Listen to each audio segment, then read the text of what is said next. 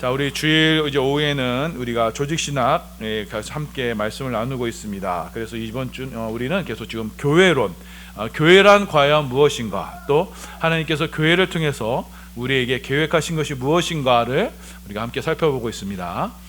자, 하나님께서 이 땅의 구원을 이루시기 위해서, 저와 여러분의 구원을 이루시기 위해서 세우신 기관이 있습니다.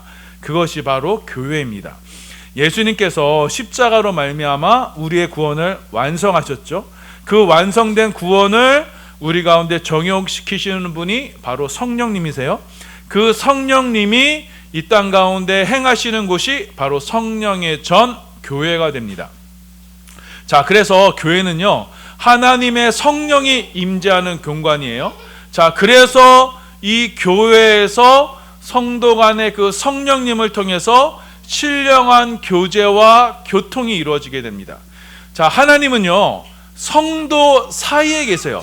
하나님과 하나님의 성도 사이의 교제 가운데 하나님께서 역사하셔서 우리를 주의 몸된 교회로 세워가시는 겁니다. 자, 이렇게 여러분, 성령이 임하셔서 우리 가운데 이제 구원을 이루시는 기관이 교회인데, 자, 이 참된 교회는요, 특별히 표지가 있어요. 세 가지 중요한 표시가 있어요. 자, 여러분, 교회는요, 이 지상에는요, 참된 교회가 있지만 그렇지 않은 교회도 난립하고 있습니다. 자, 주님께서 내가 내 교회를 세우리라 약속하셨어요. 자, 그래서 그 뜻을 따라 성령의 전으로 지은 참된 교회가 있는가 하면 그렇지 않고, 교회의 이름만 달고 있지만 인간의 뜻을 따라 인간의 이익을 위해 세워진 집단도 있어요. 자, 그렇다면 우리는 이 교회를, 이 교회가 정말 참된 교회인가 거짓 교회인가를 어떻게 구별하는가? 이 참된 교회를 구별하는 표시가 있어요. 세 가지예요. 우리 지난 시간에 살펴봤죠. 첫 번째가 올바른 말씀을 전파하고 있는가.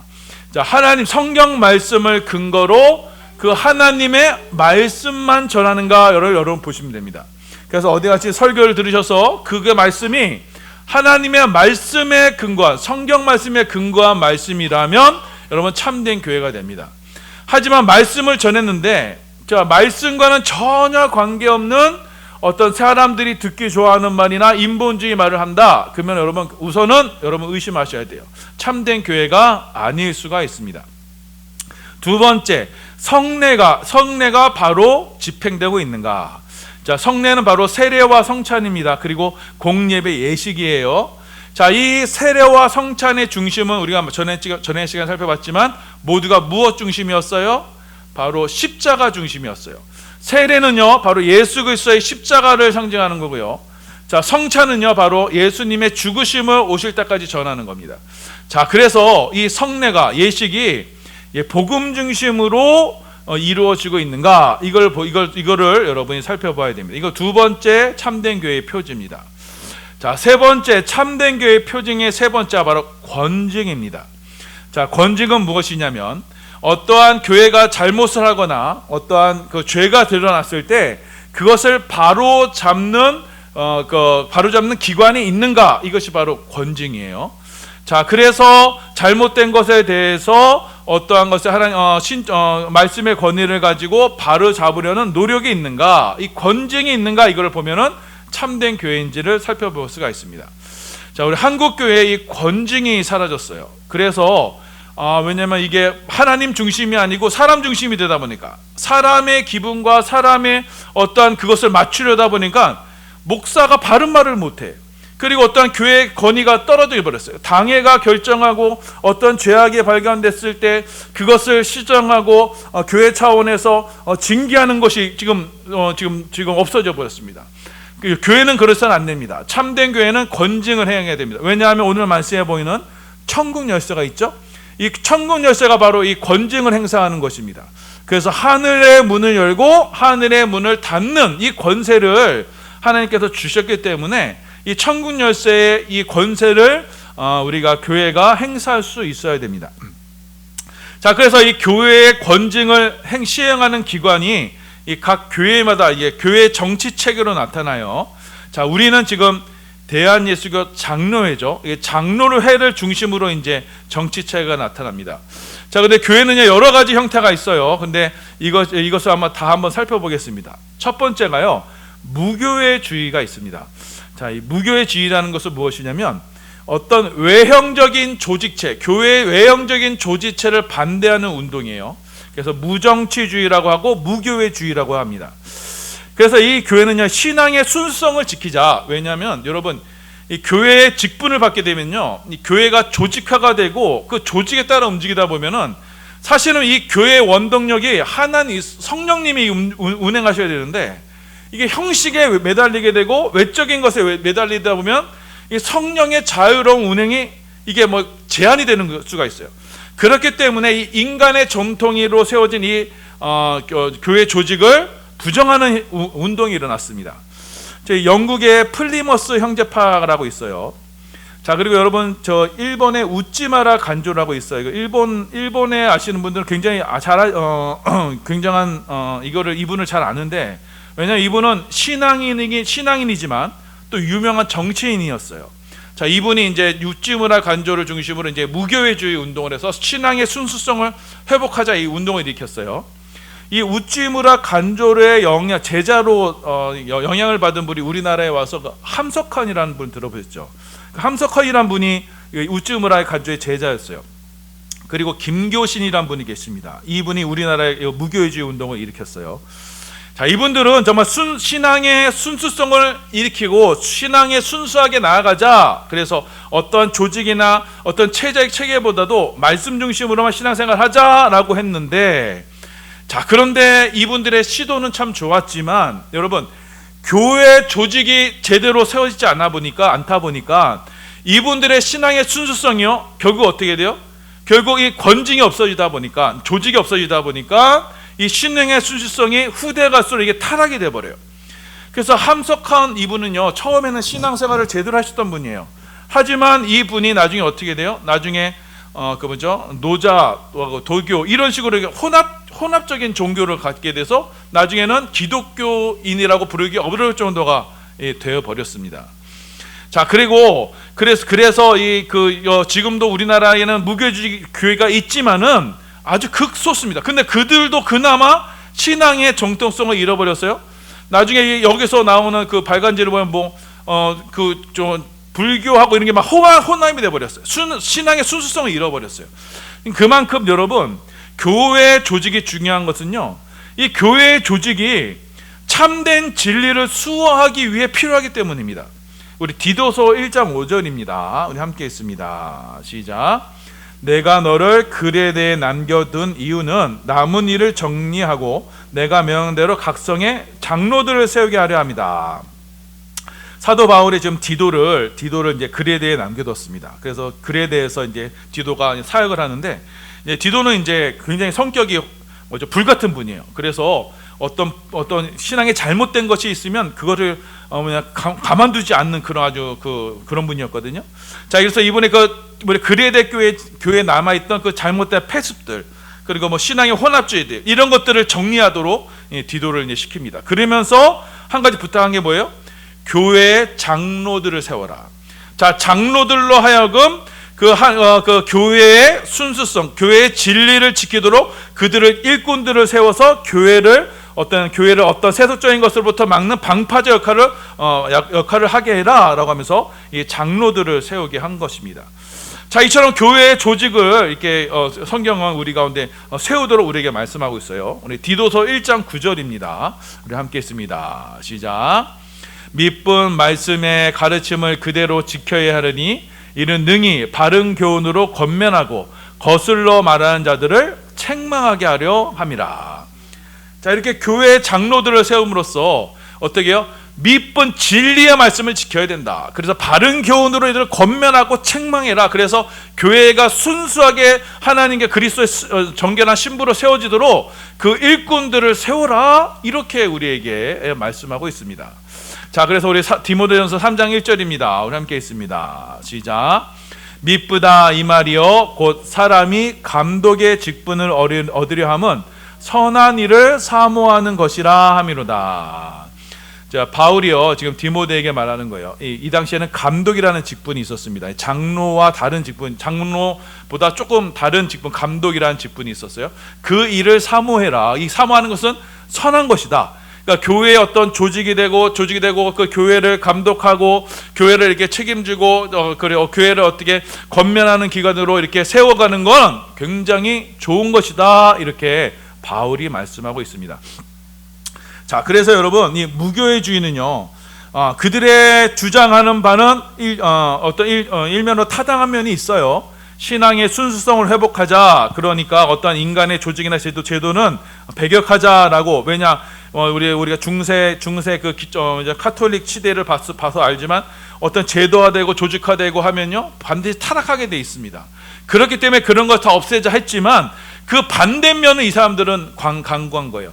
조직이 없으면요, 제도가 없으면요, 그 교회가 바로 서지 못하게 됩니다. 그래서 성경은요, 이렇게 하나님의 일꾼을 세우고 조직화하고 교회를 체계적으로 세워가라라고 우리에게 권면하고 있어요. 자, 첫 번째가 이제 무교회주의고요. 두 번째, 이 교회 정치 체제 중에서 여러분 교회의 모든 행사를 국가에 위임하는 형태가 있습니다. 여러분 독일의 교회가 바로 이래요.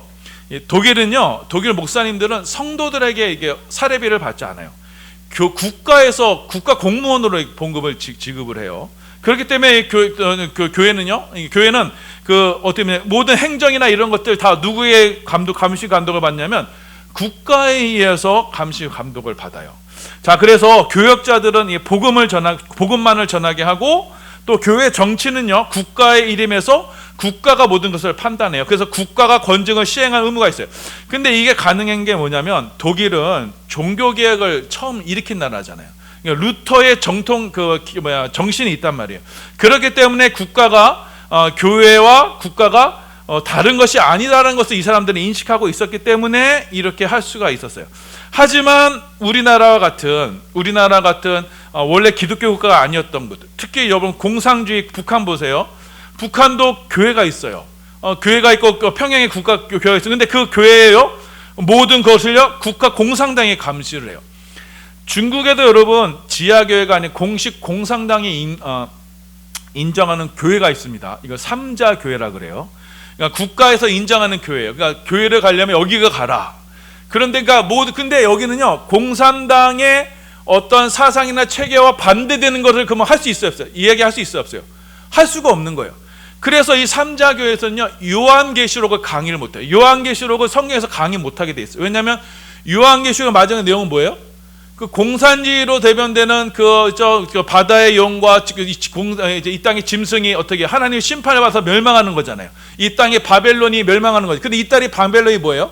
공산주의가 추구하는 그 인간 인보주의 세상 아니에요. 그것이 나중에 멸망하는 것을 끝나는 거거든요. 그렇기 때문에 공산주의는요, 이 요한계시록을 강의하지 못하도록 해요. 그러니까 겉은 모양은 교회인데 안에는 공산주의 사상을 주입하는 곳이에요. 자, 그래서 여러분 이게 국가가 위임하여 통치하는 정치 체제는요, 교회는요 바름직하지가 않습니다. 왜냐? 모든 것은 성도가 할 수 있다라고 성경 우리에게 말씀하고 있어요. 우리 고린도전서 6장 1절에서 3절입니다. 함께 있습니다. 시작. 너희 중에 누가 다른 이와 더불어 다툼이 있는데 구태여 불의한 자들 앞에서 고발하고 성도 앞에서 하지 아니하느냐? 성도가 세상을 판단할 것을 너희가 알지 못하느냐? 세상도 너희에게 판단을 받겠거든 지극히 작은 일 판단하기를 감당하지 못하겠느냐? 우리가 천사를 판단할 것을 너희가 알지 못하느냐? 그러하거든 하물며 세상 일이라. 이게 무슨 일이었냐면 교회 내 다툼이 발생했어요. 자, 그러면 교회 내 다툼이 있으면요, 교회 이제 정치체가 딱 재 있으면요, 교회 내에서는 이제 우리 장로회 같은 경우는 당회에서 그거를 판단을 합니다. 그래서 성도 간의 다툼이 있을 때는 이 교회가 판단해서 어떤 것의 유무죄를 판단하고 거기에 합당한 권면과 징계를 내려요. 그래서 당회가 하는 일이거든요. 자, 그리고 그 당회가 못하면은 이제 그 위에 이제 노회나 이제 총회가 이제 감당을 하게 되는데, 지금 여기 고린도 교회는 아직 교회 체계가 정해지지 않은 때예요. 교회가 정치를 아직 못하는 때예요. 그러니까 성도 간의 다툼이 일어나는 걸 이걸요 세상 법정에 갖고 간 거예요. 세상 법정에서 판단해 달라 이렇게 된 거예요. 그러니까 바울이 이걸 보고 어떻게 성도인 너희가 이럴 수가 있느냐? 성도가 너희가 천사들도 판단하겠거든 어떻게 교회에서 일어난 이런 불의한 일을 너희 스스로가 해결하지 못하느냐? 지금 이렇게 책망하고 있는 겁니다. 자, 그래서 교회의 일을 국가에 위임하고 세상 법정에 판단받게 하는 것은요, 올바르지가 않다라고 이렇게 말씀하고 있어요. 교회의 정치 체계가요, 여러분, 바로 작동하면요, 이 교회 내에서의 문제는요, 교회 스스로가 다 판단하고 자치권으로 다 해결할 수 있게 되는 거예요. 그런데 요즘 우리 교회가, 한국 교회가 이 권징이, 이 정치체가 이게 약화됐어요. 그러다 보니까요, 교회 일을 가지고 세상 법적으로 가는 일이 너무 많아졌어요. 그래서 이것만 전문으로 이제 판결을 내리는 판사들이 따로 있다고 해요. 그러니까 그들은 어떻게 예수를 믿지 않는 사람들일 수도 있죠. 그들은 어떻게 교리적인 거나 이걸 훨씬 잘 안다고 합니다. 참 부끄러운 일입니다. 이거는 교회가 교회 건징의 정치 체계가 바로 작동하지 않아서 생기는 일입니다.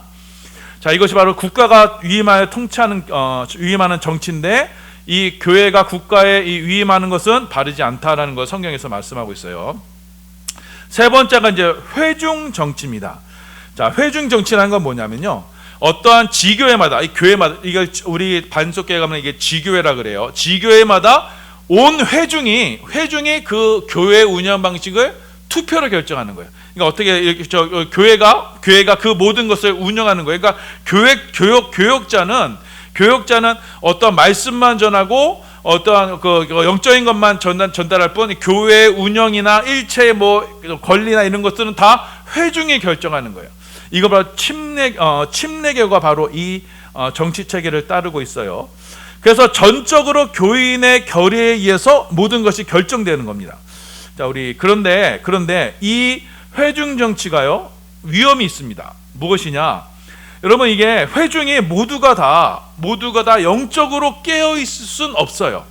모두가 다 교인이지만 모두가 다 같은 수준의 믿음을 가질 수가 없어요. 믿음이 연약하고 아직 영적인 분별이 뛰어나지 못한 분들이 어떻게 보면 대다수일 수가 있어요. 근데 그들에 의해서 교회가 어떤 방향을 정하고 하게 된다면, 자, 하나님이 원하시는 방식이 아닌, 하나님이 기뻐하시는 방식이 아닌 모습으로 결정이 될 수가 있는 겁니다. 이것을 여러분 시내산에서 이스라엘 백성들이 보여줬죠. 모세가 잠시 시내산에 올라갔어요. 40일 동안 이제 금식하면서 하나님의 말씀을 받으러 올라갔습니다. 자, 그랬더니 이 밑에서 이스라엘 백성들이 뭘 했어요? 이스라엘 백성들이 봉기를 일으켜요. 그러면서 우리를 인도할 여호와를 만들어내라 라고 이렇게 요구를 해요. 그러면서 이들이 뭘 만들어요? 금송아지를 만들어요. 이 금송아지를 만든 일에 누가 동의를 해요? 대제사장인 아론이 함께 동참을 합니다. 그래서 이것이 여호와라고 하면서 그 금송아지를 만들고 여호와라고 하면서 이들을 애굽으로 돌아가려고 했어요. 자, 그래서 여러분, 민중에 의해서, 그러니까 어떤 군중에 의해서 결정되는 그것이요, 하나님을 향한 반역이 될 경우가 너무나 많아요. 그렇기 때문에 이 회중 정치도요, 어떤 일종의 위험이 있습니다. 회중이 만약 어떠한 충분한 기도나 어떠한 영적인 성령의 충만함으로 그들이 정말 자연스럽게 이것을 결정하는 것은 아무런 문제가 없지만, 만약에 그것이 잘못된 사람들의 세상이나 이것이 오염이 돼서, 교회가 오염이 돼서 그렇게 잘못된 방식으로 나아가게 될 때는 이 교회를 통제할 방법이 없게 되는 겁니다. 자, 그래서 우리 디모데전서 5장 17절에서 18절입니다. 함께 했습니다. 시작. 잘 다스리는 장로들은 배나 존경할 자로 알되 말씀과 가르침에 수고하는 이들에게는 더욱 그리할 것이니라. 성경에 일렀으되 곡식을 밟아 떠는 소의 입에 망을 씌우지 말라 하였고 또 일꾼이 그 삭슬 받는 것이 마땅하다 하였느니라. 자, 바울이 지금 디모데에게 말씀하기를 잘 다스리는 장로, 이게 7위 장로라 그래요. 지금 이 7위 장로가 지금 우리 가운데 우리 장로교에서 말하는 장로님들 있죠? 그 장로님들이에요. 그리고 배로 존경할 줄 알되 말씀과 가르침에 수고하는 장로들, 그들도 있어요. 이거 지금 저와 같은 목사들을 바로 말씀과 장로들을 수고하는 장로들입니다. 이런 장로들을 존경할 자로 알고 또 그들을 통해서 이렇게 그 일꾼으로 삼아라. 지금 바울은 이렇게 성경을 우리 디모데에게 권면을 하고 있습니다. 자, 그래서 영적으로 분별력이 있고 영적으로 뛰어난 이들을 장로로 세워서 그들로 하나님의 말씀을 분별하고 그들로 하나님의 말씀을 전하게 하고 하나님 뜻을 전하게 해서 영적인 분위, 영적인 리더십을 세워주고 그들로 하나님의 교회를 다스리게 하라라고 성경은 우리에게 말씀하고 있습니다. 그래서 회중 정치도 성경적이지가 않다라는 걸 우리에게 말씀하고 있어요. 자, 네 번째가 이제 로마 카톨릭 정치입니다. 자, 로마 카톨릭은요, 자, 우리 교황 중심의 체제죠. 그 성직자들에 의해서만 다스려집니다. 그래서 이들은 어느 지경까지 갔느냐? 교황 무호설까지 주장해요. 그러니까 교황은 죄가 없다. 이거 여기까지 나간 거예요. 그래서 교황의 모든 권세를 다 정치를 집중시키고 그럼으로써 교회를 운영하는 방식이었어요. 그런데 우리가 중세 천년을 봤잖아요. 그때 어떤 일이 생겼어요? 교회 모든 권한이 교황에게만 가니까 교회가 어떻게 돼요? 타락하게 됩니다. 교회가 아주 극심한 타락을 하게 돼요. 자, 그래서 여러분 이 로마 교황 중심의 이 로마 카톨릭 정치 체계는요. 그리고 이 성도들을 뭐라고 그러냐? 평신도라 불러요. 그러니까 신도, 그러니까 성직, 그러니까 뭐죠? 직분자를 인정하지 않는 거예요. 우리 교회는 집사가 권사 장로를 인정하잖아요. 이거 뭐냐면 그게 바로 성직이에요. 집사도 성직입니다. 목사도 성직이지만, 그러니까 평신도라는 말이 없고 그것이 일반 성도가 다 하나님의 직분을 감당하는 직분자가 되는데, 뭐 카톨릭은 전혀 그럴 수가 없어요. 다 신부나 신부들에 의해서만 나뉘는 거예요. 그러니까 모든 것은 다 신부에 의해서, 교황에 의해서만 주장이 되는 거예요. 이럴 때는 교회가 여러분 타락을 하게 됩니다. 자, 그래서 우리 사도행전 20장 17절하고 28절입니다. 우리 함께 봉독합니다. 시작. 바울이 밀레드에서 사람을 에베소로 보내어 교회 장로들을 청하니 여러분은 자기를 위하여 또는 온 양떼를 위하여 삼가라. 성령이 그들 가운데 여러분을 감독자로 삼고 하나님이 자기 피로 사신 교회를 돌보게 보살피게 하셨느니라. 자, 지금 바울이 에베소 장로들에게 말씀하면서 이제 권면하는 내용이에요. 장로님들에게 뭐야? 자, 하나님께서 당신들을 감독자, 그 장로로 삼으셨다. 그러면서 자기 피로 사신 교회를 돌보게 하셨다. 이렇게 말씀하고 있어요. 그러니까 장로들을 세워서, 성령께서 장로들을 세우셔서 그들로 교회를 다스리는 정치 체계를 삼으셨다. 이렇게 말씀하고 있어요. 그래서 그 인간 중심으로 세워진 이 카톨릭의 성직 체계는 잘못된 것이다. 우리에게 지금 말씀하고 있습니다. 자, 그리고 이제 카톨릭 정치의 교황 정치 체계와 비슷한 것이 바로 감독 체계예요. 이 감독 정치는요, 지금 성공회하고 감리교가 따르고 있는 정치 체계입니다. 자, 이 감독 정치는 뭐냐면 이 성경에 이 감독이라는 직분이 있었어요. 이 감독이라는 것은 우리 야구 감독도 감독이 있죠. 농구 감독. 이게 그러니까 감독이란 뭐냐? 그죠? 위에서 살펴보는 사람들을 말하는 거예요. 자, 그래서 교회 정치를 집행하고 전문적으로 집행하고 또 그래서 그 교회를 다스리는 직분으로 감독을 세우는 겁니다. 그 회중은요, 절대적으로 이 교회 행정에 관여할 수가 없는 체계예요. 자, 이 감독 정치가 왜 생겼냐면요, 이게 성공회가, 여러분 성공회가 이게 영국에서 시작됐죠. 그러니까 성공회가 영국에서 시작될 때는 그 중세 교회 카톨릭에 반대함으로써 영국이 독자적인 교회를 만들 때 이 성공회를 만든 거예요. 그래서 그 교황과 똑같은 권위를 가진 직분을 세운 게 바로 감독이에요. 그래서 성공회나 감리회의 감독은 이게 뭐죠? 이 로마 카톨릭의 교황과 별반 다르지가 않습니다. 자, 이들이 교회의 그 사도적 권위를 받아서 교회를 다스린다라고 주장을 하지만 그것은 바로 성경적이지가 않습니다. 우리 사도행전 15장 22절이에요. 함께 있습니다. 시작.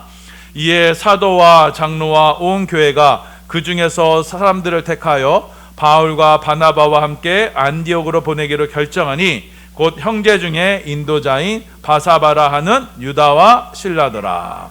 자, 이 말씀이 어떤 말씀이냐면 사도행전 15장에서 예루살렘 교회가 이제 결정을 내립니다. 그 어떤 결정이냐면, 자, 이방인들은 율법을 지킬 의무가 없다. 이거 아주 중대한 결정을 내려.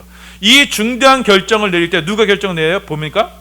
사도와 장로와 온 교회가 그 결정을 내리게 됩니다. 그러니까 하나님께서 그 직분자들을 통해서, 그리고 그 교회가 합심해서 그 교회, 그 하나님 그 교회의 결정을 내리게 하셨던 거예요. 이것이 바로 성경적인 감독 교회 정치 체제가 됩니다. 이 성경적인 감독 체계를 체계화한 것이 오늘 저와 여러분이 속해 있는 바로 장로교 정치입니다. 이 장로교 정치 체제는 여러분 왕정 형식을 가진 이 교황과 감독 정치도 아니고, 또 모든 권위가 회중에만 있는 회중 정치도 아니고, 그래서 신자들이 대표자들, 교회의 대표자를 섬임해서, 그것이 바로 장로님들이죠. 그 장로님들과 또 교회의 대표인 목사가 함께 교회를 다스리는 것이 바로 그 장로교 정치입니다. 그래서 당회와 노회와 대회와 총회를 통해서 교회의 중대한 일을 처리하는 게 장로교 정치예요. 우리 민수기 11장 11절에서 16절입니다. 함께 있습니다. 시작. 여호와께서 모세에게 이르시되 이스라엘 노인 중에 내가 알기로 백성의 장로와 지도자가 될 만한 자 70명을 모아 내게 데리고 와 회막에 이르러 거기서 너와 함께 서게 하라. 내가 강림하여 거기서 너와 말하고 내게 임한 영을 그들에게도 임하게 하리니 그들이 너와 함께 백성의 짐을 담당하고 너 혼자 담당하지 아니하리라. 자, 이 모세가요 너무나 영적으로 힘들었어요. 이스라엘 백성들이 불평불만하고 하니까 하나님께서 모세를 불러서 70명의 장로들을 세워라. 그들에게 너와 동일한 성령을 임하게 하겠다. 그래서 그 70명의 장로들과 함께 이스라엘 백성들을 다스리라, 이렇게 말씀하는 거예요. 자, 이게 바로 여러분 장로교 정치가 추구하는 바입니다. 동일한 그 성령으로 임해서 임직된 그 장로들과 그 목사님들이 한 마음이 되어서 하나님이 원하시는 뜻을 행하도록 하는 것이 바로 이 장로교 정치예요. 물론 여러분 이 장로교 정치에도 물론 폐단이 있습니다. 장로가 만약에 그 영적으로 깨어있지 않고 또 사람의 것을 바라보고, 그러니까 하나님의 편이 아닌 사람의 편으로 서서 그렇게 목사와 대립하는 경우도 참 많아요. 장로교에 그런 폐단이 있어요. 그거는 잘못된 경우고요. 참된 원래 그 장로교의 본은 이처럼 동일한 성령으로 장로와 목사가 합력해서 하나님 나라를 위해서 함께 일어나가는 것, 함께 힘써 나가는 것, 이것이 바로 장로교 정치입니다. 그래서 여러분 우리는 이 장로교 정치를 따르고 있어요. 물론 여러분 교회 정치 중에 완전한 건 없습니다. 그러나 그나마 이 모든 정치 중에서 장로교 정치가 성경적이고 또 하나님께서 원하시는 정치라고 하여서 우리는 장로교 정치로 우리 교회가 지금 이끌어 나가고 있는 것입니다. 그래서 우리가 이 말씀이 또 이렇게 되었던 걸 기억하시고, 우리 교회 가운데 여러분 이 장로님들이 좀 이렇게 믿음에 세워졌으면 좋겠어요. 그래서 함께 주의 일을 위해서 협력해 나가고, 여러분 장로라는 것은 결국 교회의 일꾼이잖아요. 그래서 꼭 장로라는 직분이 아니어도 돼요. 그러니까 내가 어떠한 하나님의 성령의 감화 감동을 받아서 주의 일꾼으로 세워지는 거, 그래서 목사와 함께 협력해서 주의 나라를 위해서 헌신하는 거, 이게 바로 장로교 정치의 기본 정신이에요. 그래서 우리 모두가 바로 이렇게 주의 앞에 쓰임 받는 일꾼들 다 되시기를 예수님의 이름으로 소원하며 축원합니다.